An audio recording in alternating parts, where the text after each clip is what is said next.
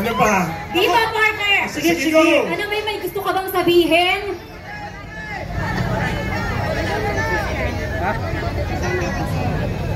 Laban tayo para kay Duterte! Nag-uwi na din ang ICC! Paglaban natin si Pangulong Duterte at si Sara maging presidente! Maraming salamat, Duterte! So ito si tatay para magbigay naman sa dito ako, Duterte! Ito pa. Ay! Kamukha ko to, Kamukha ko, Anong mensahe po? Parang kambal kami. Tingnan mo, Hello! Ang kriminal na pagtukot ni Marcos at ng gobyerno niya kay Duterte maghuhudyat ng kasaysayan sa pag-uukom ng sambayanan. Mangyayari yan. Tataloy ang pag-uukom ng mamamayan. Pinukaw niya ang mamamayan. Tama! Duterte! Duterte! Bilang representative ng mga Muslim, Bangsamoro Autonomous Region, Muslim Mindanao, gusto natin si BP Inday Sara ng mamuno sa Pilipinas! Prepare mo! Mga kaibigan! Yes! Duterte! Duterte! Mars kayo dyan! Dito naman, partner, meron tayong isang Caloocan naman. Ano po ang gusto nyo Galing po ako North Caloocan. Igusot ko po. Galing pang Davao. Kung 2016 pa, sumotang kay Duterte! Unang-una, mahirap mapagtripan ng adik.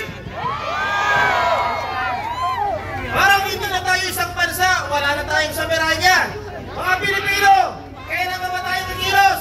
Kung hindi ngayon, kailan pa ba? Duterte! So ano bang sasabihin ko? Ikaw na. Ang lupang silangan! Inatay ko to! Duterte! Duterte! Partner! Nasaan ka? Okay, dito naman. Maghanap naman tayo ng Carlos and I'm 52. mga taga saan po kayo? Si ma'am. Manila po. Meron po ba kayong mensahe para sa ating Pangulong Duterte? Tatag lang, Tatay Duterte at ang bansang Pilipinas. Tuloy lang po ang laban. Yes! Duterte! At meron din tayong mga kabataan dito, partner! Ano? Pakinggan Ano ang natin. sigaw ng kabataan? Tatay, balik niyo tatay namin. Balik niyo tatay namin, ha? Nasabi ko sa inyo, balik niyo tatay namin dito. Magyayari kayo sa amin. Anak, huwag ka mag-alala. Babalik ang tatay mo! Ibabalik yung tatay mo. Duterte! Duterte! Partner, ito ba? Sige po ba?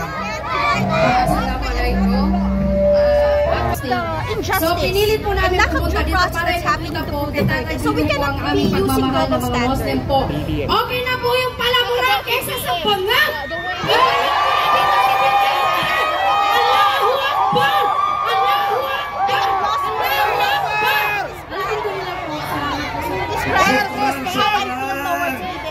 Duterte! Duterte! Ano tayo sa Pasig Chapter?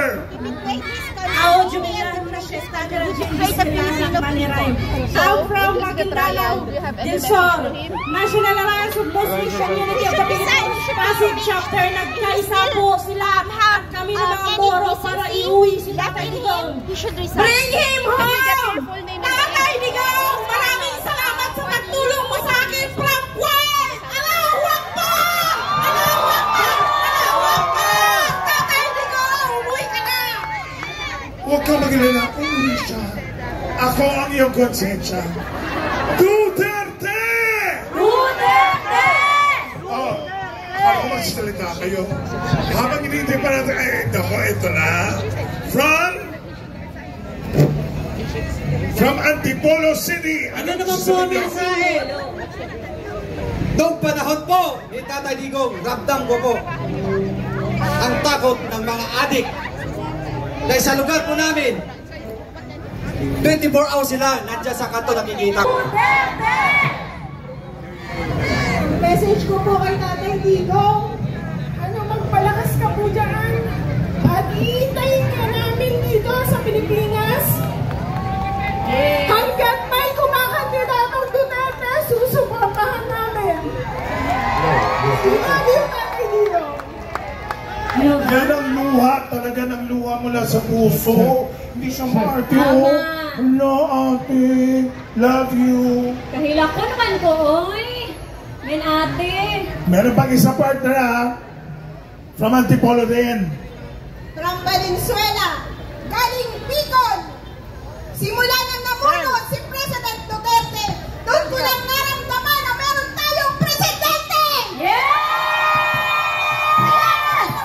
Presidente natin na sinusuportahan ko ang lahat ng kanyang mga proyekto. Ibalik si Tatay Digong! Yeah! Duterte! Halika na. Meron pa isa rito. Ay, parang kapatid ko rin. May isa ka ba dyan, partner?